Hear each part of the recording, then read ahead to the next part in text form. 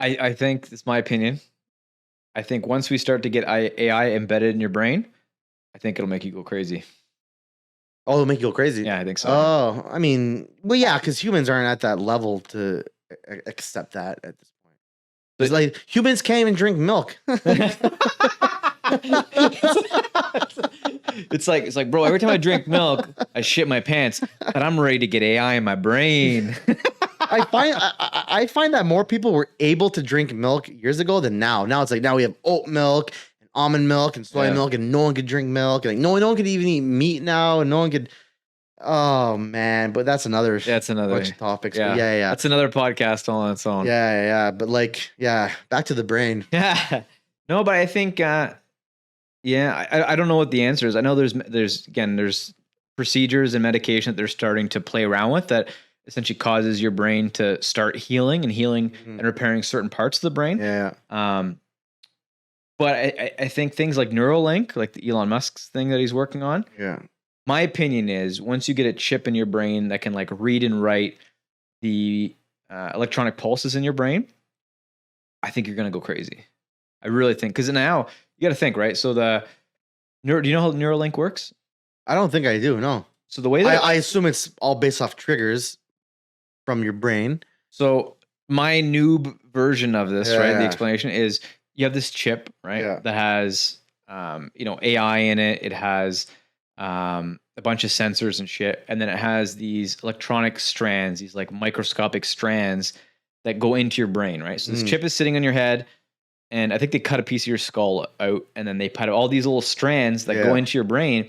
And those little strands, they simulate electronic pulses that are happening in your brain, and they can also read the electronic pulses that are happening in your brain, right? So theoretically, once the AI figures out, like, if you're looking at a square, right, and you think square, eventually that chip in your brain is going to recognize, oh, this is a square, right? So he's thinking square right now. And eventually, as it tracks and as it learns your thought patterns, right, eventually it's going to know what you're thinking. Yeah. And then it's going to be able to simulate those electronic pulses as well, right? So when you're thinking square, all those electronic pulses are firing in your brain, and it reads those, and now it can also fire those electronic pulses.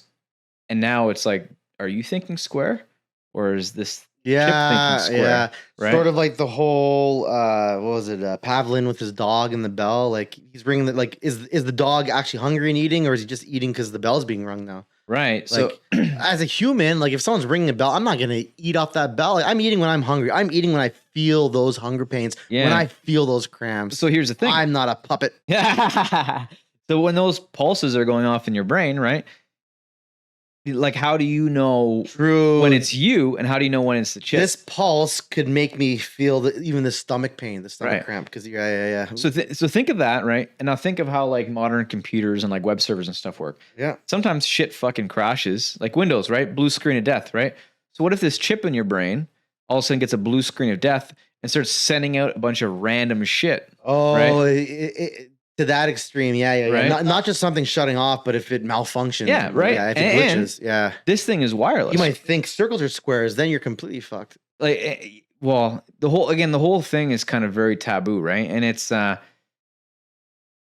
like this thing is wireless as well, right? Like it's connected to another device or the internet. So what's stopping somebody from hacking it? Yeah. Right? Now imagine you get this chip in your brain, and all of a sudden I hack it and I give you a Chinese accent.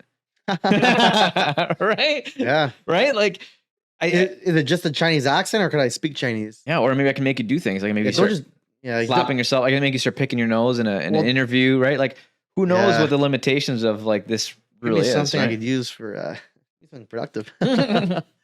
Chinese accent. At least give me the Chinese language. I could speak Chinese. Go traveling. But so like the utility of it is insane, right? Yeah. Like literally the access to the internet on demand, on thought, like the utility of that. Is this being tested on people now and stuff? Or I don't think it's human testing yet. It's not. What do you mean human tested? Animal tested? Yeah. They're doing it in like monkeys and shit now. So how do they pick up what it's even thinking? They can't tell what it's. Oh, I guess off behavior. Like this monkey went to grab the banana. We know he's thinking about going to grab a banana. Yeah. No, there's already tons of technologies that can do that, right? Like there's already technologies that you can like. It doesn't have to go in your brain. It just sits on your head, And when you think of certain things, eventually it's able to figure out what the neurons are firing, and it's able to figure out patterns, right? So like that's technology exists, but we're just getting better and better at managing big data now. So, that's another interesting thing to think about, because like there's different parts of your brain. So if you're in like a creative thought, these neural links or neurotrons or whatever they can pick up on which part of the brain is being stimulated. Yeah, so it's like, oh, this guy's thinking of a creative thought. Oh no, it's a logical thought. Oh, it's a sexy thought. It could tell just by It's super creepy. It's super creepy. So I think. I mean, no, but it's no. This is what humans need to know. This is what the aliens already know, and that's why they're so ahead of us. We're keeping ourselves behind. We get freaked out by everything. Yeah. So I don't know. I have very pessimistic thoughts on it. Like I feel like the technology is very cool. It's very interesting. But in my opinion, I feel like once we're at the point where we have like a working neuralink and you can like read and write thoughts to somebody's brain, I think things are fucked now. We just need an abort option. As soon as there's any kind of weird pattern, that chip pops out of your head. So here's the problem, right? Here's the problem. Me and you are applying for the same job. Yeah. Right. Me and you are both in a job interview. Yeah.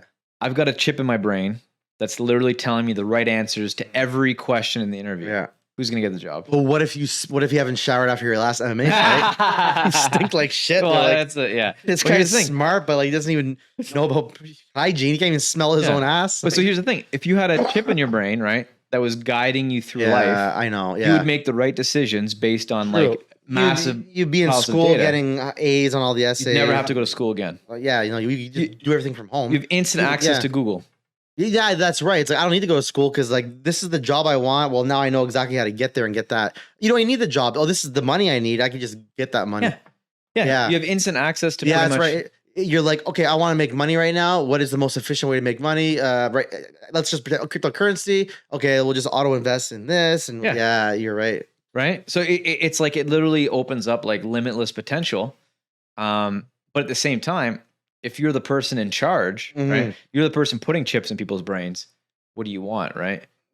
Yeah, you want total. Do you want a bunch of people that are super smart, making a bunch of monies, like making their life awesome, or do you just want a bunch of people that you can like manipulate and do whatever the fuck you want? Yeah, but like, how much power can one person want? Like me personally, I would be happy, if I own my own company, like to like want to like control the entire world. That's just come on, like.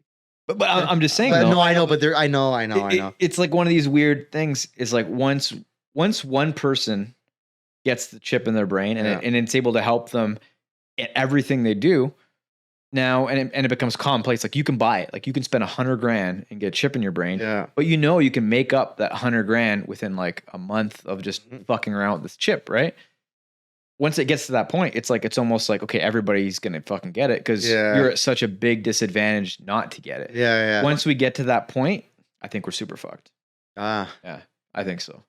Very pessimistic way of looking at it because I think once that happens, one of two things is going to happen. One, somebody's going to hack it and fucking do some weird shit, right?